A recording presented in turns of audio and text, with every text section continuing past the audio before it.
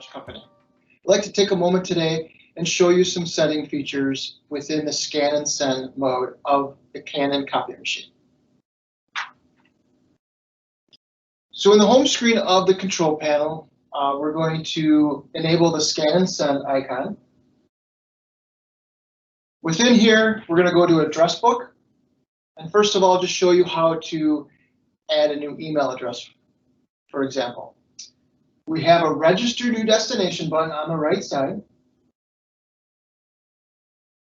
And we're going to pick email. And from within here, you're going to give under the name column a descriptive first name, last name, and then an email field for the full email address.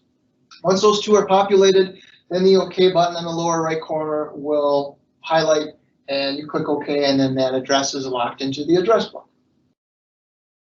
You can also edit an email entry. So we're going to select one. Then we have a button, Details Edit. And within here, you can make your changes. You just click on that field, and you'll be able to edit. For example, we have an on-screen keyboard. We can backspace, arrow over, so on and so forth. And we can also delete. So we would highlight your entry, and then the delete button is the last one listed there. We delete, and then we're just confirming. If we click yes, then it's going to be removed from the address book. So here we're going to choose one of our entries. Click OK.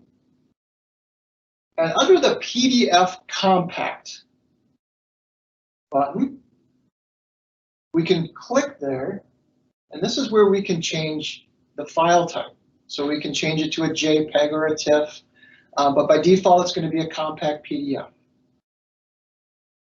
But within here, we can also turn on OCR, optical character recognition. There is a precision speed and a prioritized speed and a prioritized precision option.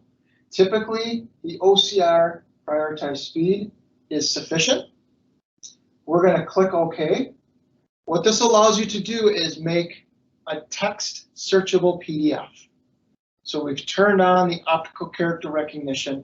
So you can convert that, and when you have that PDF attachment in your email and you open it up, you'll be able to use the find feature and search text within that PDF.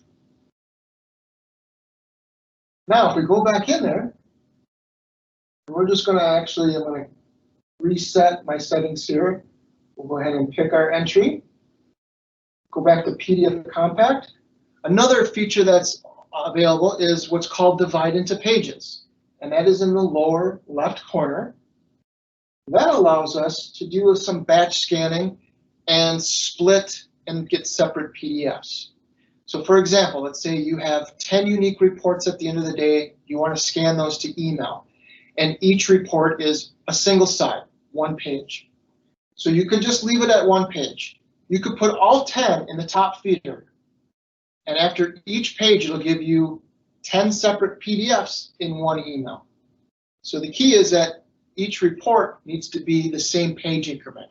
So you can't have a mixture of one page, and let's say the other report is 3-page and 5-page. So they all have to be the same page. And front and back is considered 2 pages. So if you did want to do front and back scanning, you have a 2-sided original. Book type is usually what we click OK. And now you see the 2-sided original icon is enabled. And now it's going to read both the front and the back of the document when you scan it. So let's go back into PDF Compact. And we also have what's called, the button is labeled OOXML. When we enable that, we do have the option now to scan to a Word document. So if we enable Word, OCR is turned on by default. And now when we scan, we're going to have a DOCX file in our email attachment, and it'll open up in Word. This is a nice workaround if you want to be able to edit something electronically and you do not have the capability to edit a PDF. The limitation, it likes plain text. it doesn't handle tables, charts, or graphs too well. So scanning to Word, just remember there are some limitations on that side. Or you can scan to a PowerPoint file. So we're going to go back out. We'll go back into PDF Compact. So another feature within here is the encrypt button. When we enable encrypt, what that's going to allow you to do is add a password to password protect a PDF. So we're going to check mark the box, password required to open document. And then there's a button next to it that says password to open document. And then right in here, we're going to type our password in. So you're going to have it type it in once, and then they're going to have it do it a second time to confirm. You click OK, and now when you hit the green start button, you'll have a PDF attachment in your email. When you open it up, it'll prompt you for that password that you created here. And it can be a different password every time, so it doesn't need to be the same password.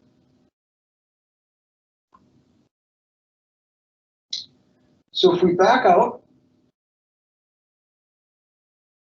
and we still have it set to two-sided scans, so two-sided original is enabled. We also can go into options, and there's a feature in there called skip blank originals. So if we go into options, we go to page 2. On the bottom row, we have skip blank originals. So what we're able to do is, for example, we have a scan job we want to do. We have page 1, but on the back side it's blank, and then we have a 2 and a 3. We can electronically get rid of these blank sides. So we'll feed these in a document feeder. And once we enabled skip blank originals, this is the screen. I usually leave it on all color. In case you do have colored paper in your batch, it detects blank pages differently on colored paper. We're going to check mark preview. We'll see some screenshots. We can do some minor editing before we send it. And just to let you know, there's an adjust recognition level. If we go into that menu, we can decrease or increase the sensitivity of it detecting a blank page. So let's say you just had a little blip of text on the back side. Chances are it may get skipped. So if that is the case, you have to come back in here, maybe just dial down the sensitivity. So hit the minus symbol a couple times, and that will lower the sensitivity of it detecting a blank page. Or the other way around, you may have to increase that sensitivity. So within here, we're going to click OK. We're going to close. I'm going to hit the green start button, and we'll see that the page count is going to go to 4. And the next one we see is our screenshots, because we check marked the preview box. And we see in the upper right corner, we're seeing page 1 of 3. So if we can scroll through the pages, we don't have a blank page. But let's say we don't need page 3 in there. We have a delete button. We can delete that page that we're currently viewing. We'll click yes. And now page 1 and page 2 are available for us. But now we also have an edit scan data button, where we can move or switch page positions around in our scan batch.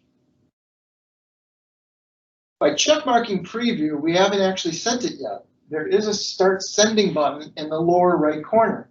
So in order for it to transmit, we need to remember we've got to hit that start sending button because we are previewing it. If we left that preview box unchecked, when we set up skip blank originals, then it's automatically going to your email, and you're hoping that it skipped the correct pages, the correct blank pages anyway. Also within options, we'll click on address here first. In options, on the first page, we have job build. So the first column, last row, we have job build. This may come in handy if you have odd sizes that you want to scan. For example, I have an invoice and a check. Well, I can't put the check in the feeder. It'll get jammed. So we're going to have to do that check off the glass. But we want to combine these into a PDF that's 2 pages, invoice and check. So page 1, page 2. So we're going to enable job build. we're going to insert our invoice in the feeder. We're going to hit then the start button. And this window is now prompting us to load our next document. So we're going to do the check off the glass. I'm just going to lay it down on the glass. The little tip is to lay a blank sheet over the check. So the check doesn't get rotated or if you have any cutoff. And then now we're going to hit the green start button again. And once we're finished, every time we need to load a document, we're going to hit the green start button. But when we're done, now we have a start sending button on our screen. Just click that and then you'll get your PDF attachment, page 1 invoice, page 2 check in one PDF.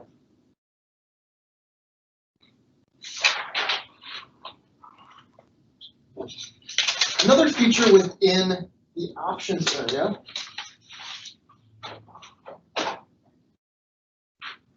is up in the upper right corner is called different size originals. So this is where you can scan legal and letter together, letter 11 by 17 together, legal and 11 by 17. So whatever combination you have, you don't need to separate the letter documents out and the legal documents out. Compared to, are they the same width or are they different width? You'll just have to indicate that option on there and you'll be able to just take that whole batch and stick them up in the feeder, and then it will detect the size, and then your PDF size will match that actual physical size of page. So another item within options, page 2, is the the first column, second row, file name. So you do have the capability before each scan is to actually give it a unique file name. If you don't do this, it'll just use the default date and timestamp for the file name.